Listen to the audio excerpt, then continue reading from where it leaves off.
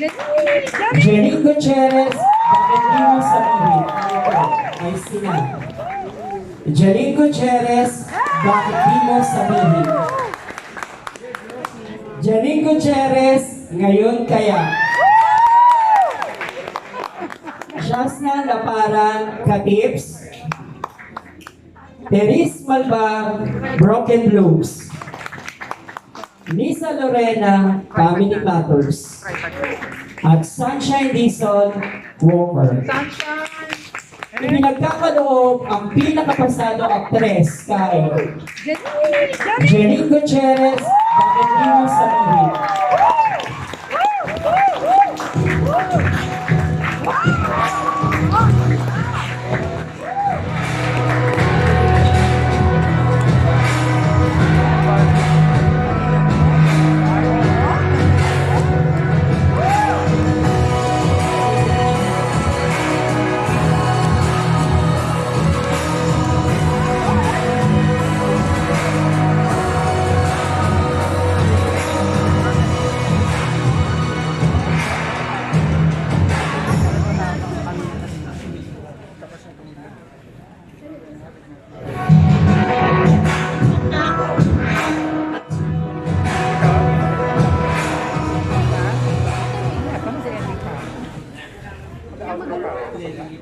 Magandang gabi po sa inyong lahat.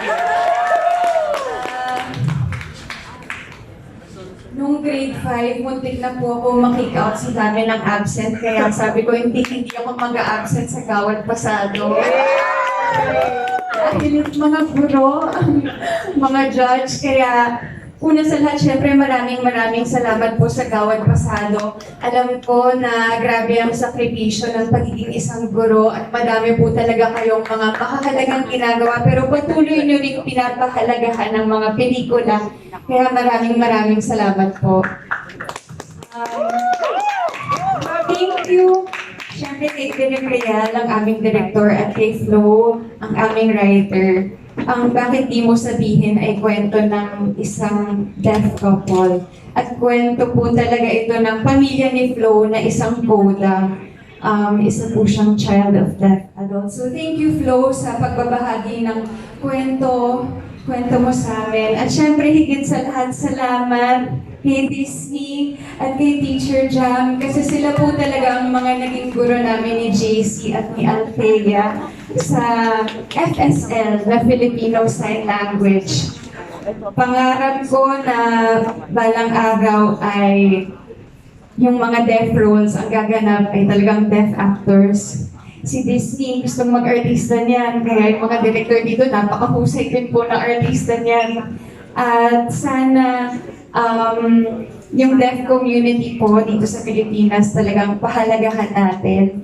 At kung meron po tayong oras, hinihikayat ko din po kayong lahat na aralin din ng FSL kasi isa po ito sa mga napakagandang lengguwahe natin dito sa Pilipinas.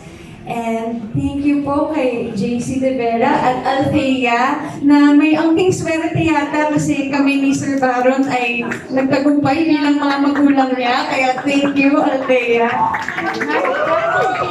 At thank you po sa lahat ng pumunta dito para sumuporta sa akin. Maraming salamat po. Ako na po ang nagsasabing huwag na nila akong puntahan pero talagang matitibay ho sila. Kaya salamat po sa mga suporta sa lahat ng pagsisipag at pagpunta niya sa akin. At inalay ko din po ito sa mama ko kasi siya po talaga yung naisip ko sa character na to. At habang nandito tayo, babatiin ko na din po si Yaya pa. Aking Yaya since birth. Sabi ng mga kapatid ko, ate, may ganap ka ba ngayon? Kasi naka-Facebook live si Yaya. Andito na nga po si Yaya. And of course, Tita Liza, I admire you so much. Talagang sinisikap ko kung maging mabuting artista dahil kayo po yung mga kamag-anak ko at kayo po kayong magpahinga. So thank you po ulit sa Gawad Pasado sa pagpapahalaga sa mga pelikula. Mabuhay po ang pelikulang Pilipino at ang deaf community sa Pilipinas. Maraming salamat po.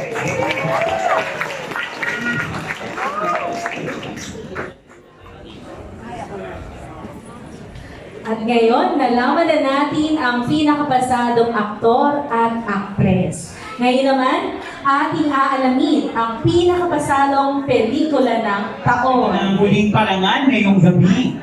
At upang ihayag sa atin ang pinakapasalong pelikula ng taon, narito po si Dr. Maria Elma Cordero,